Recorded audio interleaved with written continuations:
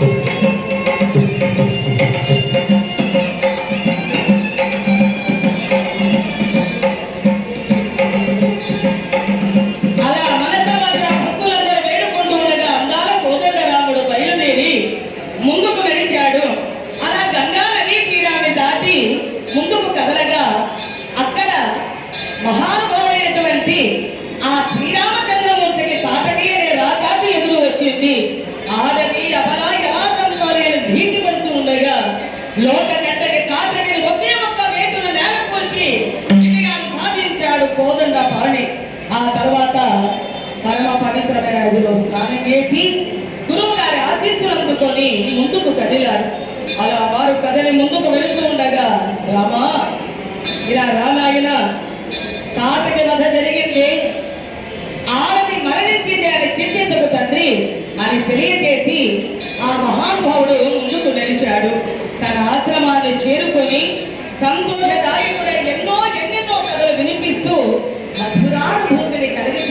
ఉన్నారు శ్రీరామచంద్ర.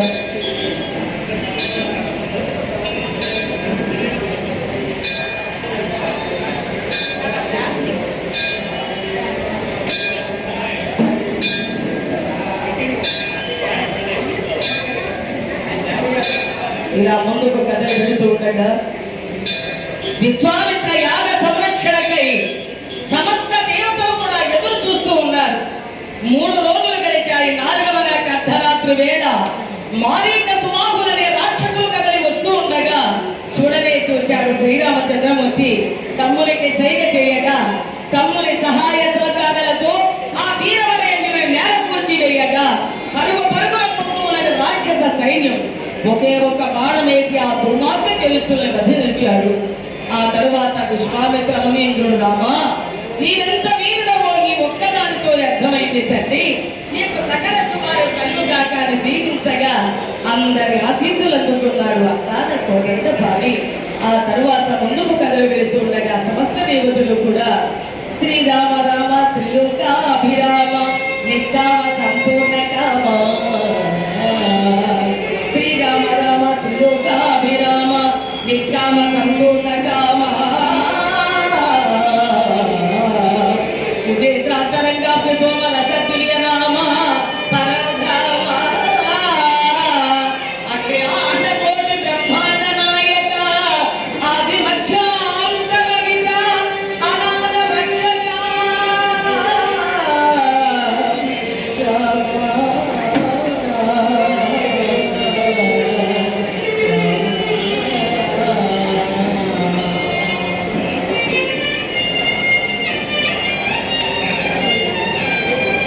దీనాతి దీనులై సమస్త లోకవాసులు కొనియాడుతూ ఉండగా సకల విజయాలు సాధించిన అందాల రామచంద్రమూర్తి కథలు ముందుకు వెళుతున్నారు. ఏది ఏమైనా కానివ్వండి, విజయం మాదే అని నిర్ణయించటం ఎప్పుడు కూడా మన చేతిలో లేదు. జయాపజయవాడు దైవాధీనాలన్నారు పెద్దలు. కాబట్టి సర్వకాల సర్వావస్థలందు కూడా భగవంతుని స్మరించడం మన మానవ కర్తవ్యం అన్నారు. ఒక బాటసారి అడవిలో వెళ్తున్నాడట. అలా అడవిలో వెళుతూ చాలా రష్గా అలసటగా అయిపోయి ఒక చెట్టు మీద పడుతున్నాడు.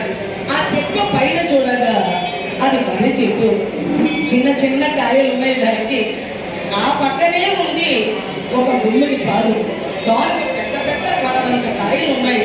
ఆ బాటసారి అనుకున్నాడట, భగవంతుడికి తెలివి ఉందా లేదా? అయ్యో, ఇంత పెద్ద చెట్టుకి ఇంత చిన్న కాయలా, అంత పడిపోయేట్టుగా ఉండే మృదువుగా ఉన్నటువంటి ఆ చెట్టుకి ఎంత పెద్ద కాయలా, తెలివి జ్ఞానం దేవుడికి ఉందా అనుకుంటూ నిద్ర వచ్చి నిద్రలోకి వెళ్ళిపోయాడు. లేచేటప్పటికి దారి కూర్చొని ఆ పరికాయలన్నీ పడి ఉండగా అనుకున్నాక, పరమాత్మ పరంధామ, నేను అనుకున్నట్లుగా గుమ్మడికాయలు ఈ చెట్టుకి ఉంటే నేను నిద్ర లేచేటప్పటికి ఆ కాయలు నా మీద పడి ఉంటే తల పగిలి చచ్చి ఉండేవాడి కదా. నీ లీలలు నీకే తెలుసు కానీ మరెవరికి తెలియవయ్యా రామా, నన్ను మన్నించవయ్యా అని దేవుడు వేడుకున్నాడట.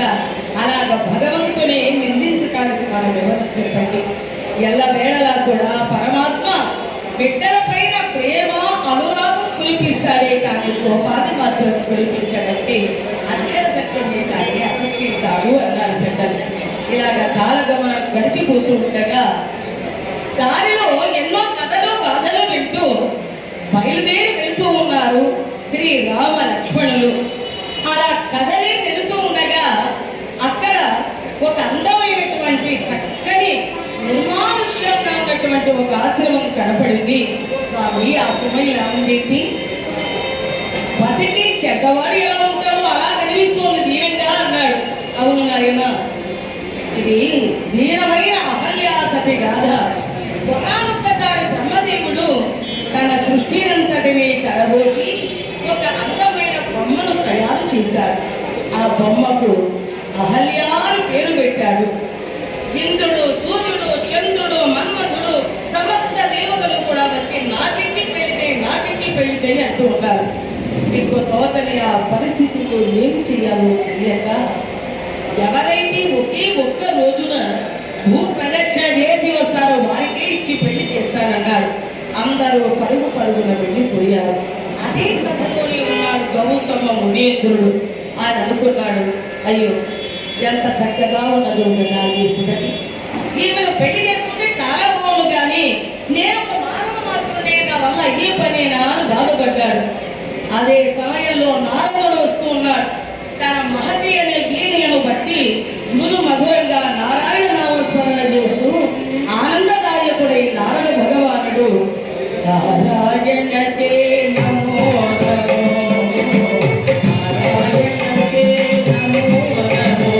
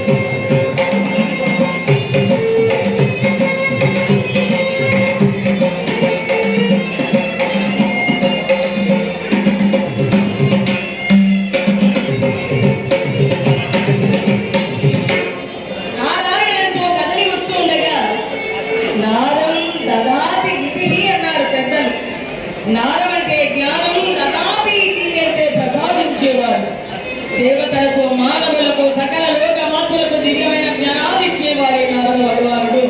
ఆ మహానుభావుడు రాగా చూసి, అయ్యా అయ్యా నేనేమో వివాహం చేస్తున్నానంటే ఇలాంటి సంకట స్థితి వచ్చింది ఏమిటి అన్నాడు. బాధపడవలసిన పని లేదయ్యా, దీనికి చింతించవలసిన పనే లేదు. ఒకే ఒక్క రోజున భూప్రదక్షిణ చేసి వచ్చిన వారికి అది ఎలా జరగాలి? ప్రసవించి ఆవుకు 3 సార్లు ప్రదక్షిణ నమస్కారాలు చేసి భూప్రదక్షిణ చేసినంత పుణ్యము అని సలహా ఇచ్చాడు.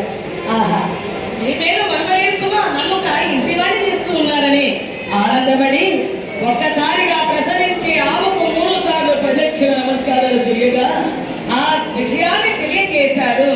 చతుర్ముఖ బ్రహ్మ ఎంతో సంతోషించి తన ముద్దుల కూతురు ఇచ్చి వివాహం జరిపించాడు. ఓం తదేవ లగ్నం కుదేరతు దేవా తారాబలం చంద్రబలం దేవ విద్యాబలం దైవబలం దేవా లక్ష్మీపతే త్రియుగం స్మరామి.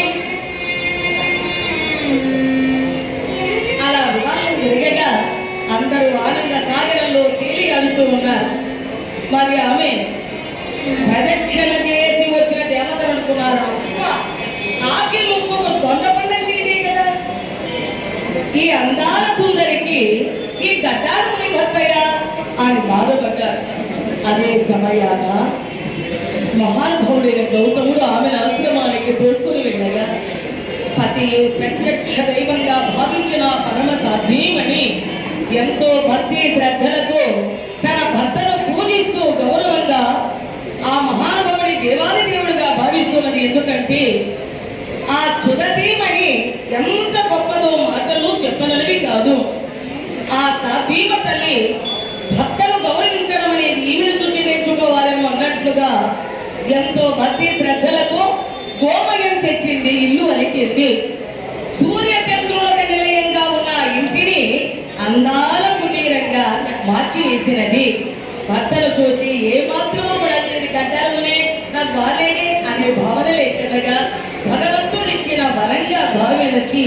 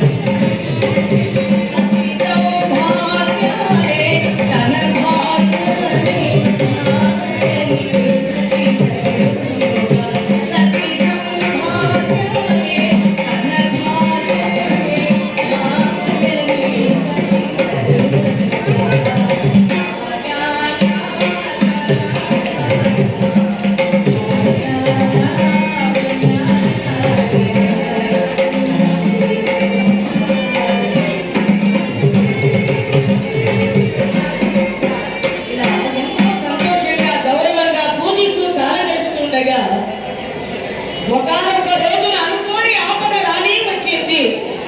దేవేంద్రుడు ఆమెను తనకు దక్కలేదనే చింతాక్రాంతుడై బాగా యోచన చేసి అర్ధరాత్రి సమయంలో కుక్కరపోయని కోడి కూత పెట్టగా తెల్లవాడినదేమో అని సారార్థమై వెళ్ళిపోయాడు ఆ మహాముని. ఇది సమయంగా భావించి వజ్రపాణి కామోపరించా వల్ల తాను అచ్చంగా గౌతమనిలాగా రూపాన్ని మార్చుకొని వచ్చాడు. అహల్య సతితో క్రీడించుతూ ఉండగా ఇది దివ్య దృష్టికే గ్రహించినటువంటి ఆ మహర్షి ఏమిటి పొరపాటు, ఏమిటి అపశృతి అనుకొని బాధ తప్పహృదయుడే ఆవేదనామయుడే మూర్ఖుడా పరకాంతల పొందు పాపాల బిందు అన్న జగతి నీకు తెలియదా? ఏది ఏమైనా గాని నీవు చేసిన పని సిగ్గు చేసు అని అంటూనే అందమును శాపమిచ్చాడు. అహల్య దేవి తెలిసి చేసిన తెలియక చేసిన అపరాధమే. తెలిసి పుట్టినా తెలియక పుట్టిన అగ్గి కాలడం సహజమే కదా. అదేవిధంగా జరిగిన పొరపాటు జరిగినది నీవు ఇక నేటి నుండి శిలారూపముగా పడి ఉండవనగా తన ఎంత దోషము లేదని వేడుకొన్న కఠినమని ఇది నాకు తగినటువంటి ఉపశమనం అనుకున్నది. రామ ఆనాటి నుండి ఈనాటి వరకు ఇలా పడినది ఆ పరమ పతివ్రత శిరోమణి. చూశాక రామచంద్ర తిలకించావా నాయన అని ఎప్పుడైతే అన్నాడో శ్రీరామచంద్రమూర్తి ఆ పుష్పామిత్ర మహర్షి ఆజ్ఞను అనుసరించి అలా అనుపానములు ఒక్కసారిగా పక్కన పెట్టి తన పరమ పవిత్రమైన పాదముతో శిలను తాకగా అహల్య శాప విమోచన పొందినది. శ్రీరామచంద్రమూర్తి వినయంగా నమస్కరించినది. రామ ఎంతటి కరుణారసముద్రుడవయ్యా, కరుణా సముద్రాన్ని వర్ణించే భగవంతుడవయ్యా అలా అంటూనే రామ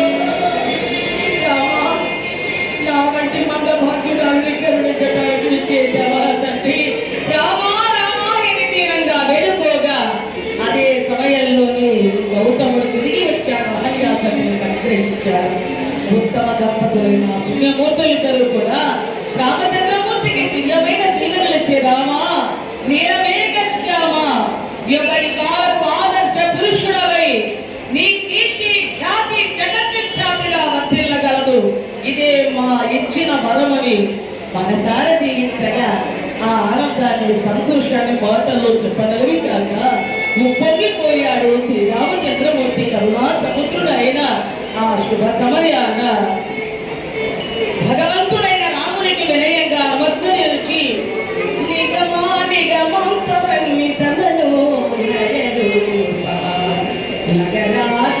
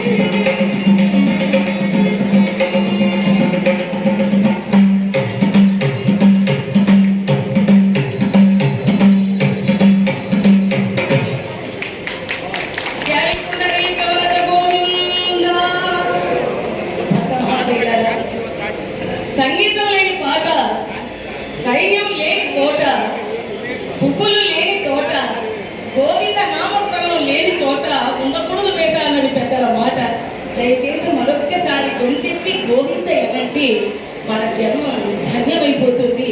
ఎందుకంటారా, 84 లక్షల జీవరాశులలో ఆఖరిది కడపటిది ఉత్తమమైనది మానవ జన్మ. ఇటువంటి అదృష్టం అవకాశం ఎవరికి లేదు. ఈ కన్నులతో భగవంతుని దర్శించుకోవాలి.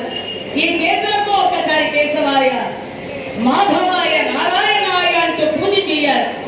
ఈ భగవంతుడు పాదాలు ఇచ్చినందుకు గుడి గోపురాలకు వెళ్ళి ప్రదక్షిణ నమస్కారాలు చేసుకోవాలి. అలాగే గొంతెక్కి గోవింద నామం అనటం చేయడం కూడా మన జన్మధన్యమే కదండి. ముఖ్యంగా మానవ బాల్యమంతా ఆటపాటలకు అయిపోతుంది. అందాల ఎవ్వర దశ ధనేక్షణ దానేక్షణ పుత్రేక్షణ అని కీర్తన త్రయాల్లో చిక్కి అప్పుడు కూడా భగవన్ నామస్మరణ మరచిపోతాడు. ఆఖరిగా వస్తుంది వృద్ధాప్య దశ. నాయన నీకే తమకాసం ఇచ్చినాను, మనం స్మరించలేకపోతున్నావే, ఇప్పుడైనా ఒక్కసారి మనం స్మరించరాదా అని తెలియచేయడానికి ఆ పరమాత్మ మానవుడికి 4 నోటీసులు పంపిస్తారు. కరెక్ట్గా పోలీసు వారెంట్లో వస్తాయండి ఆ నోటీసులు. వస్తుంటే ఆగవు కదా. మొదటి నోటీసు ఈ కళ్ళకు కొంచెం చర్మాలు అవుతుంది, కళ్ళు సరిగ్గా వినిపించవు. సరే కంటి అద్దాలు వేసుకొని అందమైన లోకాలు చూసి మైమరచిపోతాడు మానవుడు. మరి కొంతకాలానికి నల్లని చుట్టూ కాస్త తెల్లగా తయారైపోతుంది. కొంచెం ముసలారా అంటారేమో అని భయం. వెంటనే నల్ల రంగు పూసుకొని అలా అర్థం ముందు నిలబడి ఆహా ఎంత అందంగా ఉన్నాను కదా అని మురిసిపోతాడు. మరికొంతకాలానికి 3వ నోటీసు వస్తుంది. వారు కళ్ళనే ఊడిపోతాయి. ఆఖరిగా వచ్చేది చెప్పకనే వస్తుంది. అదే నోటీసు ఆఖరిది మరణము లేక మృత్యువు. జాతస్య హిద్రువో మృత్యుర్భువం జన్మ బుద్ధస్య తస్మాద పరిహార్యేద్ధి నత్వం శోచిత మనసి. ఆ మరణం ఎప్పుడు వస్తుందో ఎలా వస్తుందో ఎవరికీ తెలియదు. అందుకని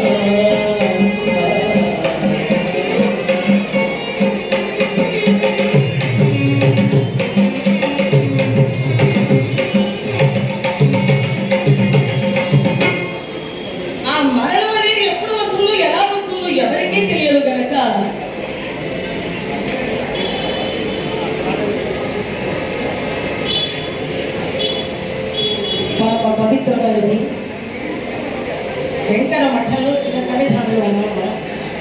వినేది సీతారాముల కళ్యాణ గాథ. అదాన్ని పరమ పవిత్రమైన సీతారాముల కళ్యాణ కథను పురస్కరించుకుని మనందరికీ ప్రీతి పాత్రులు కళాకారుల పట్ల మక్కువ చూపించి ఎంతో మంది కళాకారులను ఆదుకుంటుంది. కరోనా కష్టకాలంలో కూడా ఎంతో మంది కళాకారులకు మహానుభావులైన శ్రీ గౌరవనీయులైన రమణాచార్యుల వారు ఫోన్ పే చేసి అందరికీ కూడా, ఎందుకంటే కరోనా సెకండ్లో బయటపోయిన అవకాశం లేదు, బతికే అవకాశం లేదు. అలాంటి సమయంలో కూడా ఆపన్న సమయంలో ఆపదోద్ధారకులు పోలే 350 మంది కళాకారులకు ఈ విధంగా ఫోన్ పే చేసి బతికించారండి మహోన్నతమైన రమణాచార్యులు గారు. అటువంటి విశిష్టమైన వ్యక్తిగా మీ అందరి అభిమాన పాత్రులుగా విరాజిల్లేటటువంటి గౌరవనీయులైన శ్రీ రమణాచార్యుల వారి 72వ జన్మదినోత్సవ సందర్భంగా జరిగే సీతారాముల కళ్యాణ కథలో గౌరవనీయులైన మహనీయులు శ్రీ కిన్నెర సంస్థ వారు రఘురామ్ గారు, అలాగే మహనీయులు వారి కమిటీ అంతా ఉంది. అందరి ఆధ్వర్యంలో జరిగే ఈ కథాగానంలో ఒక అజ్ఞాత భక్తులు 500 చదివించారు. మరి ఒక అంతరంగ భక్తులు 116 చదివించారు. అలాగే మరి యొక్క అజ్ఞాత భక్తురాలు 216 చదివించారు. వారందరికీ కూడా ఏడుకొండల వెంకటాచలపతి ఆయురారోగ్య భాగ్యాలను చేయాలని ప్రసాదింప చేయాలని వాచ హృదయపూర్వకంగా మరియు వేడుకుంటున్నాను.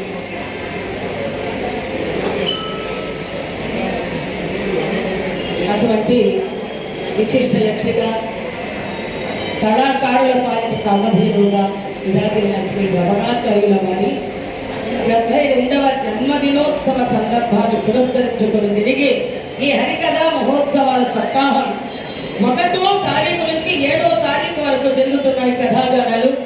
దీనికి భక్తులు కూడా అధిక సంఖ్యలో విచ్చేసి శంకర భగవాన్ సన్నిధానాలు జరిగి ఈ సత్కథా గానాలన్నీ కూడా విజయవంతం చేస్తున్నారంటే మీ అందరికీ కళలన్నా కళాకారులన్నా భగవంతుని యందు మక్కువ సంస్కృతి మన సంప్రదాయం ఇలాగే నిలబడాలి. రేపు మన కళలు ఇంకా ముందు తరాల వారికి తెలియాలి అంటే ఇలాంటి కార్యక్రమాల్లో పాల్గొనాలని టీవీ పట్టకు పెట్టి సీరియల్స్ అన్ని పక్కన పెట్టి మీరందరూ భక్తి శ్రద్ధలతో ఈ సప్తాహాన్ని విజయవంతం చేయడానికి విచ్చేసినందుకు అందరికీ కూడా పేరు పేరులో కూడా ముఖ్యంగా మా కళాకారుల బృందం అందరి తరఫున కూడా కృతజ్ఞతలు తెలియజేస్తూ ఉన్నాము.